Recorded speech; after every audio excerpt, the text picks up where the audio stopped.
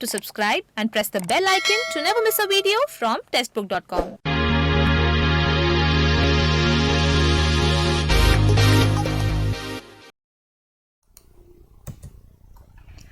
Hello everyone, नमस्कार। कैसे हैं आप सब? आई होप आप सब स्वस्थ होंगे, खुश होंगे और आप जिस भी एग्ज़ाम की प्रिपरेशन कर रहे हैं वो एग्ज़ाम की प्रिपरेशन काफ़ी अच्छी चल रही होगी।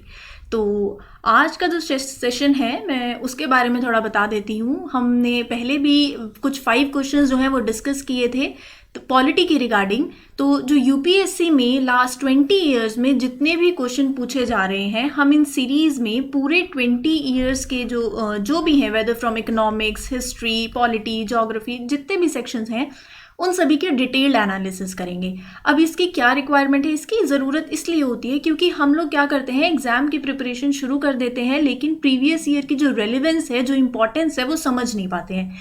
कैसे क्वेश्चंस आ रहे हैं, कैसे क्वेश्चंस पूछे जा रहे हैं, ये जानना बहुत ज़रूरी होता है क्योंकि तभी जो है आप उस पर्सपेक्टिव से अपने तैयारी को कर पाओगे जब आपको पता होगा कि पूछे कैसे जाते हैं क्वेश्चंस। तो ये बहुत ज़रूरी हो जाता है कि प्रीवियस ईयर क्वेश्चंस आप लास्ट 20 ईयर्स के या जितने भी सालों के आप करना चाहो आप कर सकते हो, लेकिन इम्पॉर्टेंट ये है कि आपको करना चाहिए। Previous year papers are very important. तो यहाँ पर हम पॉलिटी के प्रीवियस ईयर क्वेश्चन पेपर्स अभी डिस्कस कर रहे हैं। हम पहले 5 क्वेश्चंस डिस्कस कर चुके हैं, तो आज हम कुछ क्वेश्चंस डिस्कस करेंगे, देखेंगे कि कैसे क्वेश्चंस पूछती है यूपीएससी और कैसे उनको सॉल्व कर सकते हैं, कैसे चीज़ों को याद रखना है, कौन सी चीज़ें इंपॉर्टेंट हैं और कौन कौन से टॉपिक्स ऐसे हैं जहाँ से हर बार हर साल जो है क्वेश्चंस फ्रेम होते आ रहे हैं। ठीक है, तो फर्स्ट क्वेश्चन देखते हैं। ये जो क्वेश्चन है ये 2019 का ही क्वेश्चन है, प्रीलिम्स का। 2019 में ये क्वेश्चन पूछा गया था। ये क्वेश्चन क्या कहता है, इस क्वेश्चन में 2 स्टेटमेंट्स दी गई हैं, फर्स्ट और सेकंड। जब भी आप किसी भी क्वेश्चन को देखो सबसे पहले क्या देखना है कि 2 स्टेटमेंट्स हैं और पूछा क्या गया है, करेक्ट पूछा गया है या इनकरेक्ट पूछा गया है। ये बहुत ज़रूरी होता है क्योंकि यहीं पे ही अक्सर गलती हो जाती है, क्योंकि यहाँ पे कभी कभार क्या है, ध्यान देना, कोई प्रीवियस ईयर क्वेश्चंस में इनकरेक्ट पूछ लिया जाता है और हम जो आंसर है वो करेक्ट के अकॉर्डिंग मार्क कर देते हैं, तो इसलिए हमारा जो आंसर है वो गलत हो जाता है, इसके बावजूद कि हमें आंसर पता है। तो हमने यहाँ देख लिया कि करेक्ट पूछा गया है। 2 स्टेटमेंट्स पढ़ती हूँ।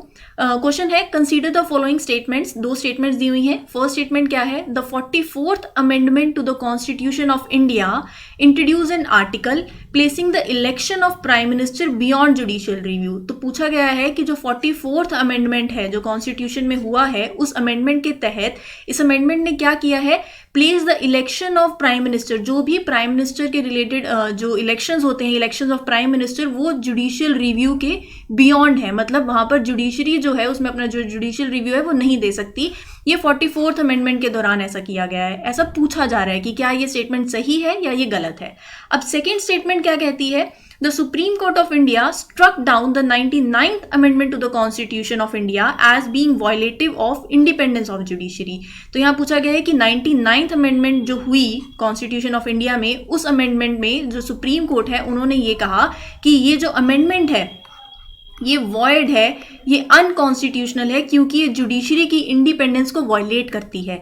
ऐसा हुआ है या नहीं हुआ ये जानेंगे। अब दोनों स्टेटमेंट्स हैं, तो इसमें है फर्स्ट स्टेटमेंट जो है वो हमारी गलत है, इनकरेक्ट है, और जो हमारी सेकंड स्टेटमेंट है वो करेक्ट है। तो इसका जो राइट आंसर हो जाएगा वो होगा option B, that is second only. अब यहाँ पे कैसे क्वेश्चन को अप्रोच करना था या इसके जो बेसिक अंडरस्टैंडिंग है वो क्या होनी चाहिए जिसके थ्रू हम इस क्वेश्चन को सॉल्व कर पाते, उसके बारे में डिस्कस करते हैं। वहाँ फर्स्ट स्टेटमेंट में लिखा हुआ था 44th कॉन्स्टिट्यूशनल अमेंडमेंट एक्ट। सबसे पहले तो वो 44th नहीं है, 39th है, और वो जो अमेंडमेंट है ऐसा कुछ नहीं है। यहाँ है कि 39th एक अमेंडमेंट हुई थी, उसमें क्या बोला गया था, पार्लियामेंट ने क्या किया था 1975 में। इस अमेंडमेंट के तहत पार्लियामेंट ने क्या किया, to removed the authority of supreme Court to adjudicate petitions regarding elections of president, vice president, prime minister and speaker of Lok Sabha. तो 39th अमेंडमेंट क्या कहती है ये पता होना चाहिए, 44th अमेंडमेंट क्या कहती है ये पता होना चाहिए।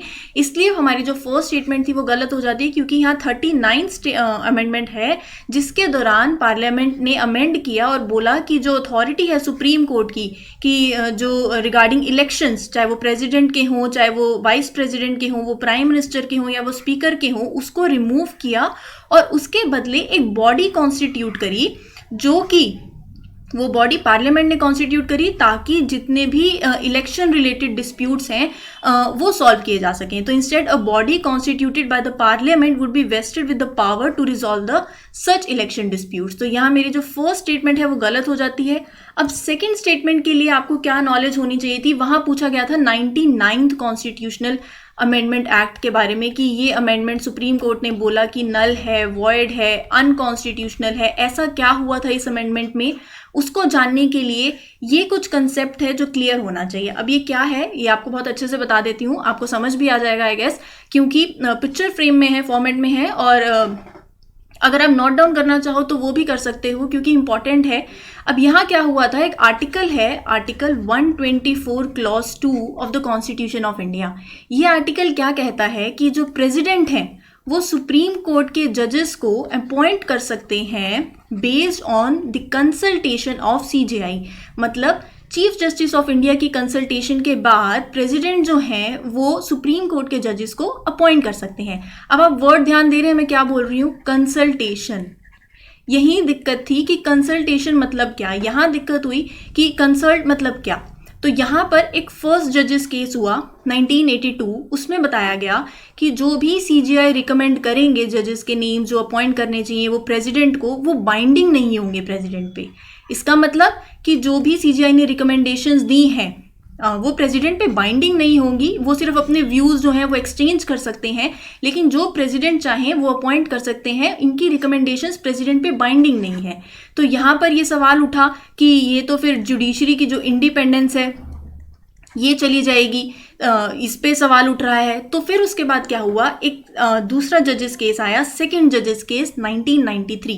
इसमें बोला गया कि सीजेआई मतलब chief justice of India must consult. CJI जब दो सीनियर मोस्ट जजेस के साथ जब कंसल्ट करेंगे और वो करेंगे तो सीजेआई मस्ट कंसल्ट. सीजेआई को दो सीनियर मोस्ट जजेस के साथ कंसल्ट करना है. उस कंसल्टेशन के बाद जो भी वो रिकमेंडेशन देंगे, वो नेम्स देंगे, वो बाइंडिंग होंगे प्रेसिडेंट पे. तो यहाँ ठीक है. अब उसके बाद क्या हुआ, थर्ड जजेस केस आया. थर्ड जजेस केस क्या कहता है 1998 का कि सीजेआई को यहाँ पे पहले देखो 2 सीनियर मोस्ट जजेस से कंसल्ट करना था, लेकिन यहाँ पर 4 सीनियर मोस्ट जजेस से कंसल्ट करना है. और इस कंसल्टेशन के बाद जो भी सीजेआई जो नेम आगे फॉरवर्ड करेंगे, जो रिकमेंडेशंस देंगे प्रेसिडेंट को for the appointment of supreme court के जजेस, तो वो बाइंडिंग होगा. तो बस यहाँ इतना ध्यान देना है कि पहले 2 सीनियर मोस्ट जजेस से कंसल्ट करना था, अब 4 सीनियर मोस्ट जजेस से कंसल्ट करना है. उसके बाद क्या हुआ, हमने जो 3 जजेस केस देख लिया, उसके बाद जो 4th जज केस हुआ 2015 का, उसमें एक बॉडी जो है, एक कमीशन है, वो अपॉइंट करी गई. उसका नाम है NJAC, national judicial appointment commission. ये जो कमीशन है ये 99th अमेंडमेंट के बाद हुई. अब आप ये देखेंगे पहले कोई अमेंडमेंट्स क्यों नहीं हुई, यहाँ पर कोई भी अमेंडमेंट नहीं हुई क्योंकि यहाँ हम कंसल्टेशन की बात कर रहे थे. हम बस कंसल्टेशन के जो अलग अलग तरीके हैं, इन द सेंस हमें ये नहीं पता था कि कंसल्टेशन कैसी होगी, बाइंडिंग, नॉन बाइंडिंग, तो उसमें कोई चेंजेस नहीं कर रहे थे. कंसल्टेशन जो वर्ड है उसको एक्सप्रेस करना कि वो उसके सिर्फ व्यूज़ जो हैं वो देना, या वो बाइंडिंग होंगे या नहीं होंगे, इस रिगार्ड बात हो रही थी. अब यहाँ पर क्या हुआ था कि यहाँ पर एक बॉडी जो है वो इनेक्ट करी गई, एक बॉडी अपॉइंट करी गई, तो एक अमेंडमेंट लाया गया. उस अमेंडमेंट का नाम था 99th कॉन्स्टिट्यूशनल अमेंडमेंट एक्ट 2014. ये जो NJAC जो बॉडी थी, इसके अंदर चीफ जस्टिस ऑफ इंडिया थे, यूनियन लॉ मिनिस्टर थे, 2 सीनियर मोस्ट जजेस थे और 2 एमिनेंट पर्सन्स थे. तो इस बॉडी में कौन कौन से लोग आते हैं, क्या कंप्राइज करती है, तो ये लिखा है. अब जो ये बॉडी जो भी नेम रिकमेंड करेगी फॉर द अपॉइंटमेंट, वो बाइंडिंग होगा प्रेसिडेंट पे. यहाँ बात उठती थी, सुप्रीम कोर्ट ने बोला कि ये जो आप कर रहे हो, ये जो NJAC बॉडी है ये अनकॉन्स्टिट्यूशनल है, ये वॉइड है. क्यों? क्योंकि ये जुडिशरी की इंडिपेंडेंस को ख़त्म कर रही है, उसको इफेक्ट कर रही है. क्यों कर रही है? क्योंकि यहाँ पे आप देख सकते हैं यूनियन लॉ मिनिस्टर हैं, एग्जीक्यूटिव आ जाता है, सीजीआई भी हैं और 2 एमिनेंट पर्सन्स भी हैं. तो आप यहाँ देख सकते हैं ये जो अमेंडमेंट हुआ 99th, यहीं पे ही उसकी बात करी गई थी अभी क्वेश्चन में हमने जब देखा था. तो 99th अमेंडमेंट है. और जो ये जुडिशियल अपॉइंटमेंट कमीशन है, सुप्रीम कोर्ट ने कहा हैव रिप्लेस, जो ये कमीशन थी इसको रिप्लेस कर दिया एज NJAC. और उसके बाद 2015 में सुप्रीम कोर्ट ने डिक्लेयर कर दिया ये जो अमेंडमेंट था 99th as well as this NJAC act as unconstitutional and void. तो क्यों कर दिया, मैंने आपको बता दिया, क्योंकि सुप्रीम कोर्ट ने बोला it affects the independence of judiciary. ठीक है, तो ये इंपॉर्टेंट था जानना, ये कंसेप्ट था जिसके बेसिस पे आप अपने आंसर को सॉल्व कर सकते थे। बहुत अच्छे से आई थिंक आपको क्लियर हो गया होगा और आप इसको याद भी कर सकते हो, और जो क्वेश्चन है इसी से ही सॉल्व होता है। और ये बेसिक अंडरस्टैंडिंग्स हैं जो आपको पता होनी चाहिए, और अब आपको पता भी चल गया है कि क्या रेलिवेंट है, कितनी इंफॉर्मेशन रेलिवेंट है, कैसे जो है वो क्वेश्चन पीछे पुट किया गया था। अगला क्वेश्चन देखते हैं। सेकंड क्वेश्चन है, ये भी 2019 का क्वेश्चन है। प्रीलिम्स 2019 में ये क्वेश्चन पूछा गया था। 4 स्टेटमेंट्स दी हुई हैं और आपसे फिर पूछा गया है करेक्ट कौन सी है। अधिकतर बच्चे क्या करते हैं, इतनी बड़ी बड़ी लेंथी क्वेश्चंस को देखते हैं, बोलते हैं कि बहुत टाइम गिविंग क्वेश्चन है, इसमें बहुत टाइम लग जाएगा, लेकिन ऐसा नहीं है। अगर आप इस क्वेश्चन को पढ़ोगे तो बहुत ही ईजी, अगर हमें पता हो कंसेप्ट इसका तो बहुत ईजी क्वेश्चन है। क्वेश्चन क्या कहता है, 4 स्टेटमेंट्स है, मैं पढ़ देती हूँ, और पूछा गया है करेक्ट कौन सी है। पहली स्टेटमेंट कहती है, the motion to impeach the जज of supreme court of India can not be rejected, यहाँ वर्ड ध्यान देना, कैन नॉट लिखा हुआ है, can not be rejected by the speaker of Lok Sabha as well as जजेस इंक्वायरी एक्ट 1968। तो अगर कोई मोशन किसी जज को इम्पीच करने के लिए लाया गया है तो जो हमारे स्पीकर हैं लोकसभा के या फिर जजेस इंक्वायरी एक्ट के अंदर जो स्पीकर हैं वो उसको रिजेक्ट नहीं कर सकते, ऐसा ही स्टेटमेंट में कहा गया है। तो ये स्टेटमेंट गलत है, रिजेक्ट कर सकते हैं, कैसे कर सकते हैं, क्या प्रोसीजर है, उसको डिस्कस करेंगे। अब सेकेंड स्टेटमेंट कहती है, constitution of India defines and give details और what constitutes incapacity and proved misbehaviour of the जजेस of supreme court of India. तो यहाँ लिखा गया है डिफाइंस, ये बहुत ध्यान देने वाली बात है जिसको हम स्किप कर सकते हैं। कॉन्स्टिट्यूशन ऑफ इंडिया में मेंशन किया गया है कि प्रूव्ड मिसबिहेवियर और इनकैपेसिटी के बेसिस पे सुप्रीम कोर्ट के जजेस को इम्पीच किया जा सकता है, लेकिन डिफाइन नहीं किया गया। मेंशन्ड है, इट इज मेंशन्ड, लेकिन इट इज नॉट डिफाइंड। तो यहां पर मेरी सेकंड स्टेटमेंट गलत हो जाती है। थर्ड स्टेटमेंट कहती है, the details of the process of impeachment of the जजेस of supreme court of India are given in the 4 जजेस इंक्वायरी एक्ट 1968। तो ये बिल्कुल सही बात है, इसके बारे में हम डिस्कस करेंगे। फोर्थ स्टेटमेंट कहती है, if the motion for the impeachment of a जज is taken up for the voting, अगर कोई इम्पीचमेंट के लिए कोई मोशन आया है, अगर उस पर वोटिंग की जाए तो उसमें कितनी की रिक्वायर्ड होगी। The law requires the motion to be backed by each house of the parliament and supported by a majority of total membership of that house. मतलब उस जो मेंबरशिप है उसमें majority of total membership of that house plus not less than 2/3 of the total members of that house present and voting. तो यहाँ पर किसकी बात करी जा रही है, यहाँ पे बात करी जा रही है स्पेशल मेजॉरिटी की। अगर आपको पता है स्पेशल मेजॉरिटी क्या है, स्पेशल मेजॉरिटी यही तो है। स्पेशल मेजॉरिटी मतलब majority of total membership of that house plus not less than 2/3 of the total members of that house present and voting. तो ये स्टेटमेंट भी बिल्कुल करेक्ट है। अब आंसर क्या हो जाता है, थर्ड एंड फोर्थ। इसको और अच्छे से समझने के लिए कि बेसिक अंडरस्टैंडिंग क्या होनी चाहिए थी इस क्वेश्चन के लिए, वो डिस्कस करते हैं। जजेस इंक्वायरी एक्ट 1968, ये एक्ट किस लिए है? ये जजेस इंक्वायरी एक्ट आप देख रहे हैं, ये प्रोसीजर लेट डाउन करता है for the removal of the जज of supreme court by the process of impeachment. A judge of the Supreme Court can be removed from his office by an order of the president। तो president के order पे supreme court के जो जज हैं उनको remove किया जा सकता है। क्या प्रोसीजर है इस एक्ट के तहत वो देखेंगे। द प्रेसिडेंट जो है वो इशू कर सकते हैं रिमूवल ऑफ द ऑर्डर कब, ये बहुत इंपॉर्टेंट है, only after an address by the parliament has been presented to him. जब जो पार्लियामेंट है उन्होंने एक एड्रेस जो है प्रेजेंट किया उसके बाद ही प्रेसिडेंट रिमूवल का ऑर्डर दे सकते हैं। क्या क्या ग्राउंड्स पे रिमूवल किया जा सकता है? 2 ग्राउंड्स हैं, प्रूव्ड मिसबिहेवियर और इनकैपेसिटी, लेकिन ये कहीं पे भी डिफाइन नहीं है। इट इज़ नोवेयर डिफाइंड, यहाँ स्पेस आएगा, इट इज़ नोवेयर डिफाइंड, ये कहीं डिफाइन नहीं है, ये सिर्फ और सिर्फ मेंशन्ड है। ठीक है, अब इस फ्लो चार्ट के से आप बहुत अच्छे से समझ जाएंगे कि क्या प्रोसीजर है, इसको आप याद कर सकते हैं। आप देख सकते हैं कि क्या प्रोसीजर था। सबसे पहले क्या होगा, एक रिमूवल मोशन लाया जाएगा पार्लियामेंट में, दोनों हाउसेज में। लोकसभा के 100 मेंबर्स और राज्यसभा के जो 50 मेंबर्स हैं वो इसको साइन करेंगे। इसको साइन करने के बाद ये जो है मोशन स्पीकर या चेयरमैन के पास जाएगा। जब ये स्पीकर या चेयरमैन के पास जाएगा, अब उनके पास 2 ऑप्शन हैं, या तो वो उसको रिफ्यूज़ कर सकते हैं या फिर इसको एडमिट कर सकते हैं। अगर उन्होंने इसको रिफ्यूज़ कर दिया तो यहीं पे ही प्रोसीडिंग स्टॉप हो जाएंगे, उसको कैरी फॉरवर्ड नहीं किया जाएगा। अगर उन्होंने एडमिट कर दिया तो इन्वेस्टिगेशन होगी। इसको इन्वेस्टिगेशन के लिए मतलब इन्वेस्टिगेट किया जाएगा बाय अ 3 मेंबर्स कमेटी। अब क्या होगा, जो 3 मेंबर की कमेटी है वो इसको इन्वेस्टिगेट करेगी और इन्वेस्टिगेशन के बाद प्रूव्ड मिसबिहेवियर और इनकैपेसिटी के बेसिस पे अगर उन्होंने इन्वेस्टिगेट किया और ये चार्जेस जो हैं ये सही फ्रेम हुए तो फिर ये आगे इनके पास लोकसभा और राज्यसभा में दोबारा जाएगा, वहाँ पर स्पेशल मेजॉरिटी से ये पास होगा। तो फिर जो हमारे जो प्रेसिडेंट हैं इस पास होने के बाद प्रेसिडेंट के पास जाएगा और प्रेसिडेंट इस ऑर्डर को पास करेंगे और जजेस जो हैं वो जो भी जज का जिनका भी इम्पीचमेंट होना था वो जज जो है वो रिमूव हो जाएंगे। अब यहाँ पर हमने बात करी थी 3 मेंबर कमेटी की। तो ये 3 मेंबर कमेटी के अंदर कौन कौन आते हैं? चीफ जस्टिस और द जज of supreme court, chief justice of high court और डिस्टिंग्विश ज्यूरिस्ट। तो आई गेस अगर आपको ये फ्लो चार्ट अच्छे से याद है तो आप उसके चारों पॉइंट्स जो हैं वो बहुत अच्छे से बता सकते थे। अब थर्ड क्वेश्चन देखते हैं, ये भी 2019 का क्वेश्चन है।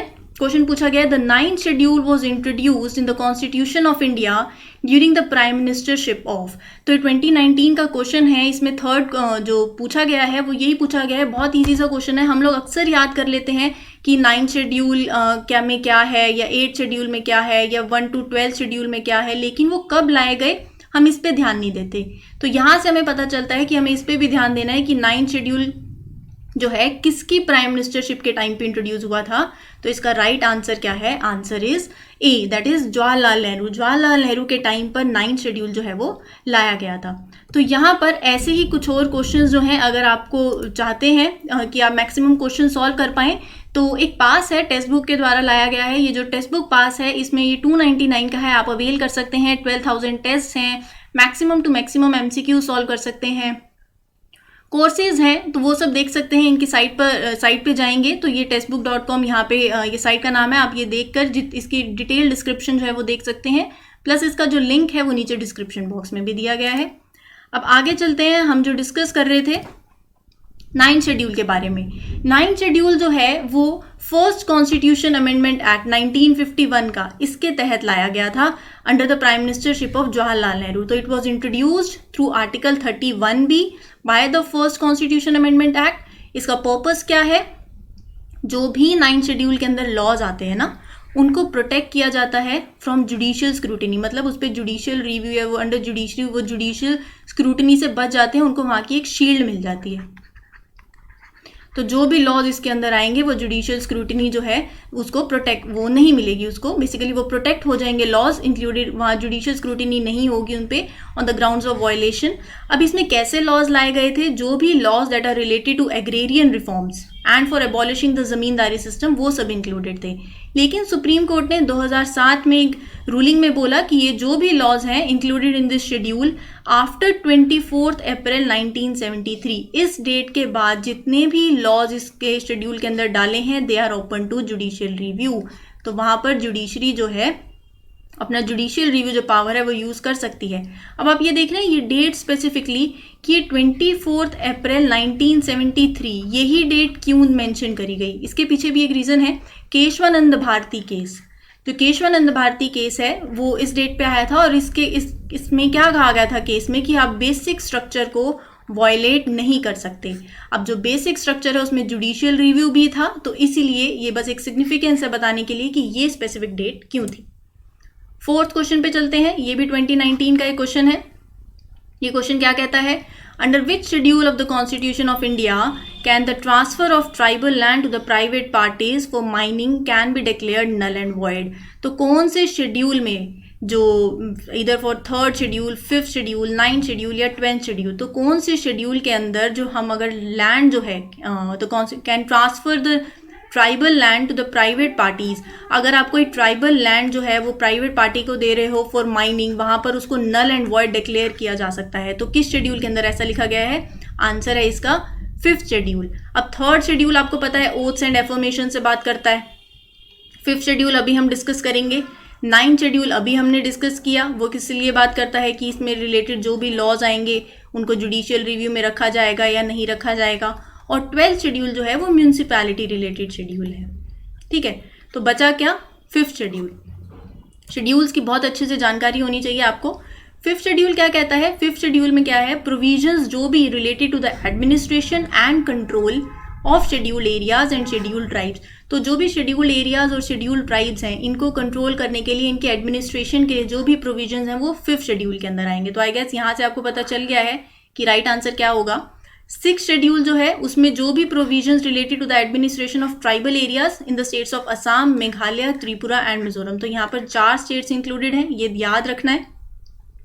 अब इस शेड्यूल के तहत जो प्रोविजन है वो ये है कि गवर्नर जो है by public notification direct that any particular act of the parliament या लेजिस्लेचर ऑफ स्टेट का कोई भी एक्ट जो है it shall not apply to the scheduled area subject to such exceptions और मॉडिफिकेशंस। अगर गवर्नर चाहें regard for the peace and the good government of that area, अगर पार्लियामेंट और लेजिस्लेचर के कोई एक्ट्स हैं तो वो वहाँ पर नहीं अप्लाई हो सकते बेस्ड ऑन सर्टेन एक्सेप्शंस। तो कुछ रेगुलेशंस हो सकती हैं, ये रेगुलेशंस हैं प्रोहिबिट और restrict the transfer of land by और among the members of scheduled tribes, regulate the allotment of land to the members of scheduled tribes in such area, and regulate the carrying on of businesses as money lenders by the persons who lend money to the members of scheduled tribes in such area। बस आपको इतना ध्यान रखना है पूरा, अगर आपको इस क्वेश्चन से पता चला हो कि आपको शेड्यूल्स जो हैं वो बहुत अच्छे से याद होने चाहिए और कौन सा शेड्यूल कब आया। लास्ट क्वेश्चन देखते हैं, 2019 का एक क्वेश्चन था। क्वेश्चन क्या कहता है, with reference to the constitution of India, prohibitions or limitations or provisions contained in the ordinary laws cannot act as the prohibition or limitation on the constitutional power under article 142। तो it could mean which of the following। तो question क्या बोल रहा है कि अगर कोई ordinary law है, कोई ऑर्डिनरी लॉ में कोई प्रोविजन कंटेन्ड है, अगर कोई ऑर्डिनरी लॉ में कोई भी प्रोविजन कंटेन है तो it can not act as a prohibition या limitation on the constitutional power under article 142। तो अगर ऑर्डिनरी लॉ के अंदर कोई लिमिटेशन है, कोई प्रोविजन है, तो वो आर्टिकल 142 के तहत, जस्ट अ सेकेंड, आर्टिकल 142 के तहत वो जो प्रोविजंस हैं वो लिमिटेशंस नहीं बन सकती ऑन द कॉन्स्टिट्यूशनल पावर्स। किसकी बात कर रहा है यहाँ पे? इस पूरे क्वेश्चन को सॉल्व करने के लिए आप अगर ये जान लेंगे कि आर्टिकल 142 क्या है तो आप बहुत आसानी से ये क्वेश्चन सॉल्व कर सकते हैं। इसके 4 स्टेटमेंट्स हैं। पहली स्टेटमेंट कहती है the decision taken by the election commission of India while discharging its duties can not be challenged in any court of law. Option B कहता है the supreme court of India is not constrained in the exercise of its power by the laws made by the parliament. Option C कहता है in the event of grave financial crisis in the country the president of India can declare financial emergency without the council from the cabinet. And option D कहता है state legislatures can not make laws on certain matters without the concurrence of union legislature. तो इस पूरे question को solve करने के लिए अगर आपको सिर्फ ये की है, अगर आपको पता है आर्टिकल 142 कहता है तो आप क्या कहता है, तो आप राइट आंसर मार्क कर सकते हैं। इसका राइट आंसर है ऑप्शन बी कि जो सुप्रीम कोर्ट ऑफ इंडिया है is not constrained in the exercise of its power by the laws made by the parliament. इसको अच्छे से समझने के लिए आपको सिर्फ आर्टिकल 142 पता होना चाहिए। आर्टिकल 142 के तहत ये कहा गया है कि जो हमारा सुप्रीम कोर्ट है अपनी जुरिस्डिक्शन को एक्सरसाइज करने के लिए ये कुछ उसके पास कॉन्स्टिट्यूशनल स्पेशल पावर है सुप्रीम कोर्ट के पास, जिसके अंदर ये बोला गया है कि for the enforcement of its decrease and orders of supreme court जो है कंप्लीट जस्टिस के लिए for the exercise of it's jurisdiction may pass such a decree और एन ऑर्डर एज नेसेसरी। तो सुप्रीम कोर्ट जो है वो कंप्लीट जस्टिस के लिए जो ऑर्डर है वो कंप्लीटली पास कर सकते हैं। कोई भी ऑर्डिनरी लॉ उनके लिए लिमिटेशन जो है वो नहीं बनेगा और वो जो भी ऑर्डर होगा it will be applied throughout the territory of India in such a manner as may be prescribed or under any law made by the parliament until provisions in that behalf is so made is in such a manner as the president may by the order prescribe। तो यहाँ पर जो है आप देख सकते हैं कि आर्टिकल 142 क्या कहता है। सिंपल इतनी स्टेटमेंट पता होने से आर्टिकल 142 क्या कहता है आप कंप्लीट क्वेश्चन जो है वो सॉल्व कर सकते थे। अब प्रीवियस ईयर पेपर्स का हमने ये देखा है कि 2019 में या 2020 में जो हमारी पिछला जो सीरीज़ था कि कैसे क्वेश्चंस पूछे जा रहे हैं, तो आई गेस आपको थोड़ा नॉलेज हो रहे हैं और कंसेप्ट जो है वो क्लियर हो रहे हैं, साथ साथ कि जो जो क्वेश्चंस पूछे जा रहे हैं हम उनके अच्छे से एनालिसिस कर रहे हैं। तो आई गेस सेशन को आज इतना ही रखते हैं। कल फिर जो है 5 क्वेश्चंस डिस्कस करेंगे प्रीवियस ईयर्स के। टिल देन अगर आपको ये सेशन पसंद आया हो आप इसको लाइक कर सकते हैं, अपने फ्रेंड्स के साथ शेयर कर सकते हैं और इस चैनल को सब्सक्राइब कर सकते हैं। Wish you all a very best of luck from my side and thank you.